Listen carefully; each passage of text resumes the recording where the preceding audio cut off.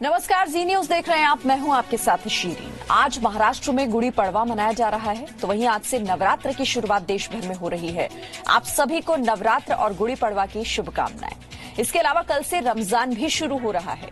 Screen पर आपको अलग अलग त्योहारों की अलग अलग तस्वीरें दिखाते हैं, लेकिन यहाँ ये समझना जरूरी है कि इस बार कोरोना की दूसरी लहर बेहद खतरनाक है और लगातार लोगों को सावधानी बरतने की सलाह भी दी जा रही है, क्योंकि अब आप त्योहार पर भगवान भरोसे रहेंगे तो ये लापरवाही होगी जो आपकी जान पर भारी होगी। इसीलिए हम कह रहे हैं कि त्योहार मनाइए, लेकिन उससे ज्यादा जरूरी है कि अपनी जान बचाइए। आज गुड़ी पड़वा और साथ ही नवरात्र शुरू हो रहे हैं आज से, और बुधवार से रमजान की शुरुआत भी होने जा रही है।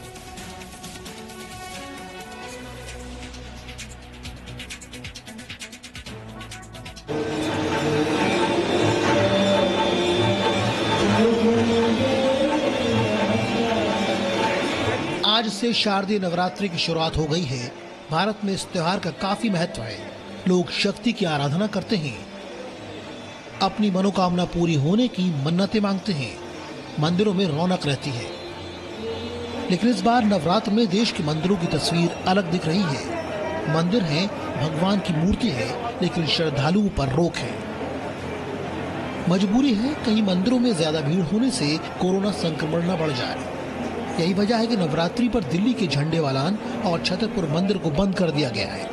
लोगों से अपील है कि वो घर पर ही रहकर अपने आराध्य की पूजा करें।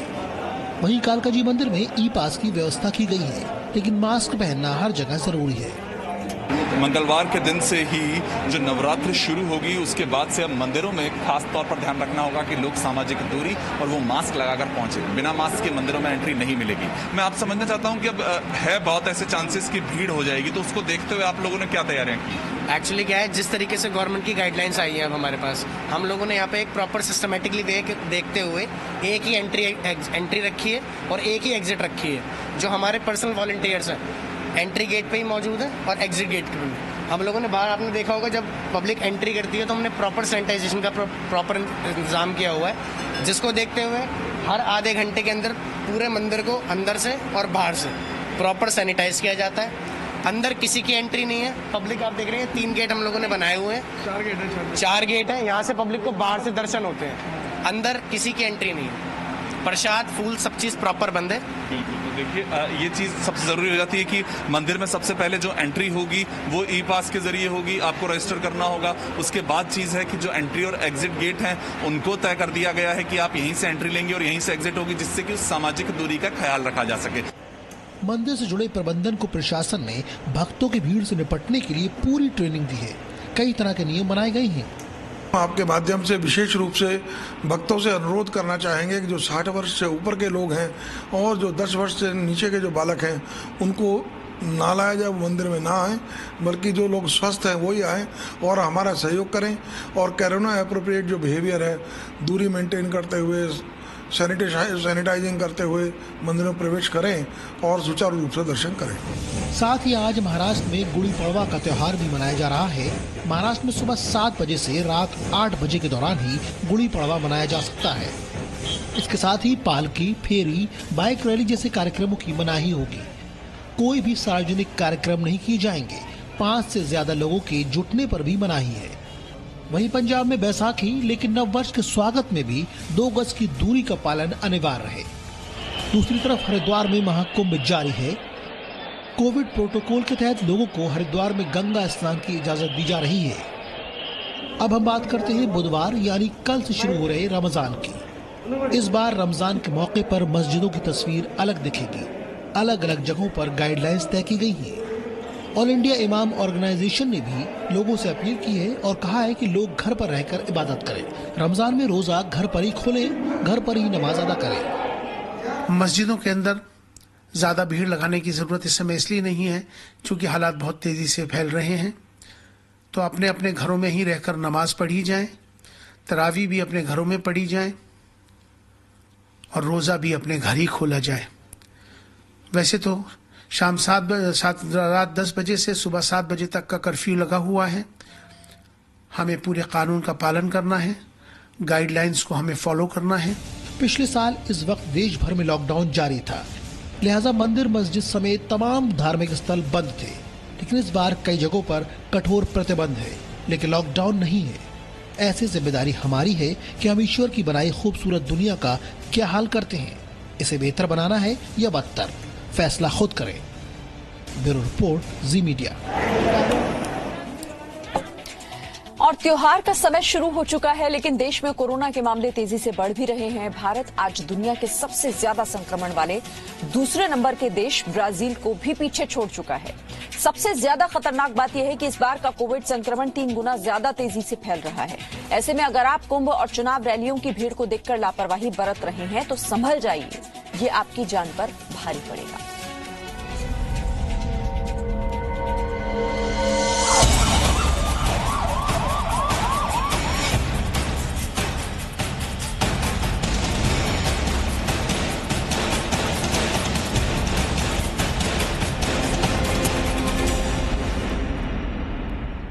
कोरोना खतरनाक हो चुका है, अब भी संभल जाइए।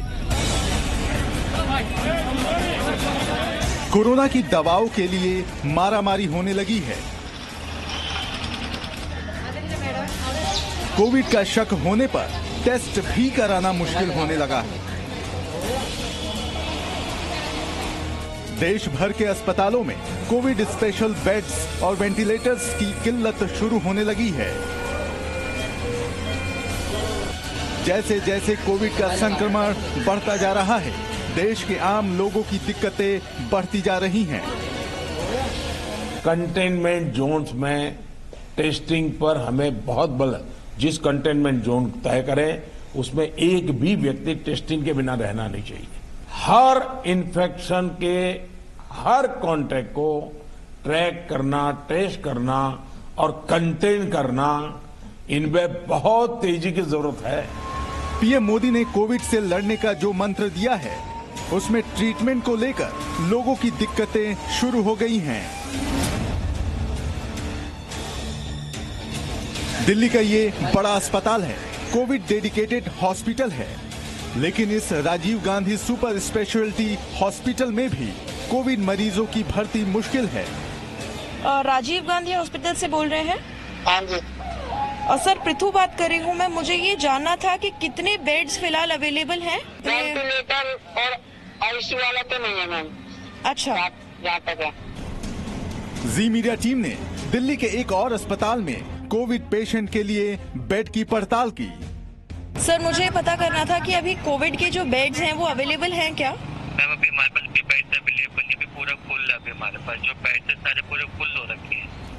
तो बत्रा हॉस्पिटल में भी बेड नहीं है। अब सफदरजंग हॉस्पिटल की हालत देखिए।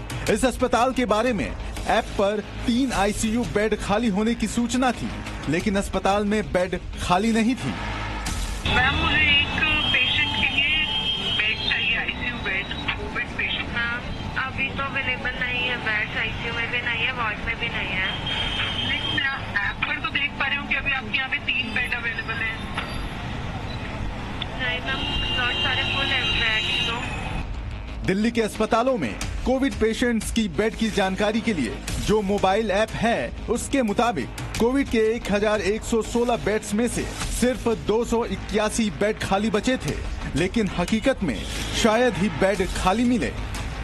और अगर बेड मिल भी जाए तो अस्पताल में क्या हालत है, उसका सच एलएनजेपी में भर्ती एक मरीज के बेटे से सुनिए।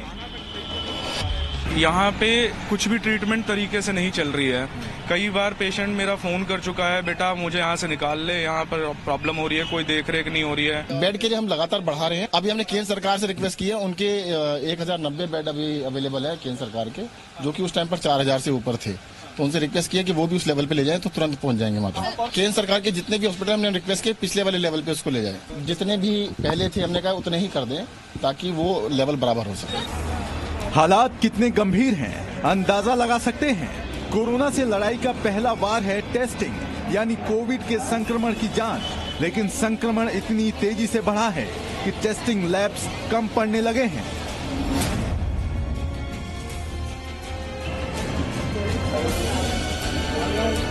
ये महाराष्ट्र के नासिक की तस्वीर है। लोग कोविड टेस्ट कराने के लिए कतार में हैं और मुश्किल ये कि सैंपल ले भी लिया जाए तो रिपोर्ट आने में 8 दिन लग रहे हैं। नासिक जिले में कोरोना पॉजिटिव होने की संख्या दिन ब दिन बढ़ती नजर आ रही है। फिलहाल एवरेज 3 से 4 हजार तक लोग रोज पॉजिटिव आ रहे हैं, लेकिन इसकी वजह से कोरोना टेस्टिंग पे ज्यादा लोड हो रहा है। कोरोना टेस्टिंग करीबन 10 से 15 हजार तक ये पेंडिंग हो रहा है। आप देख सकते हो कितनी भीड़ टेस्टिंग के लिए यहाँ पर दिखाई दे रही है। कई लोग हैं जो 8-8 दिन तक टेस्ट नहीं मिलते। दिल्ली जैसे शहर में भी कोविड टेस्ट के लिए ऑनलाइन बुकिंग में वेटिंग बढ़ गया है। लोग कलेक्शन सेंटर में भी पहुंच रहे हैं तो 3-4 घंटे की वेटिंग मिल रही है। वो बोल रहे हैं कि मतलब 3 से 4 घंटे भी लग सकते हैं, उससे ज्यादा भी लग सकता है। ऑनलाइन की कोशिश की थी, लेकिन उन्होंने कहा कि अभी सुबह 11 बजे की बुकिंग जो है वो भी नहीं हो पाए। यही हाल देश के दूसरे हिस्सों का भी है। यूपी में तो सीएम योगी ने टेस्ट रिपोर्ट में आ रही देरी पर निजी लैब्स की मदद लेने का निर्देश दिया है और किसी भी सूरत में RT-PCR टेस्ट क्षमता 70% तक पहुंचाने को भी कहा है।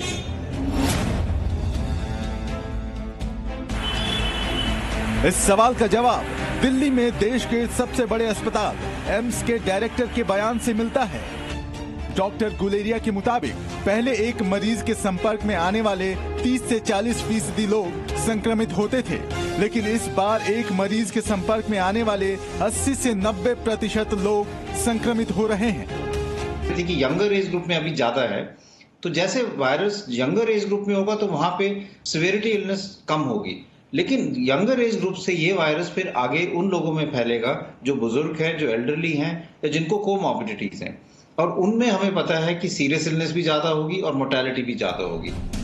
मतलब इस बार कोरोना 3 गुना ज्यादा तेजी से फैल रहा है और इसकी वजह कोविड का यूके और साउथ अफ्रीकन स्ट्रेन को माना जा रहा है, जो दिल्ली में काफी ज्यादा फैल चुका है। ब्यूरो रिपोर्ट, जी मीडिया। और इसी के साथ एक ब्रेक ले रहे हैं यहाँ पर। Presenting B News app available on Google Play and App Store. Download it now.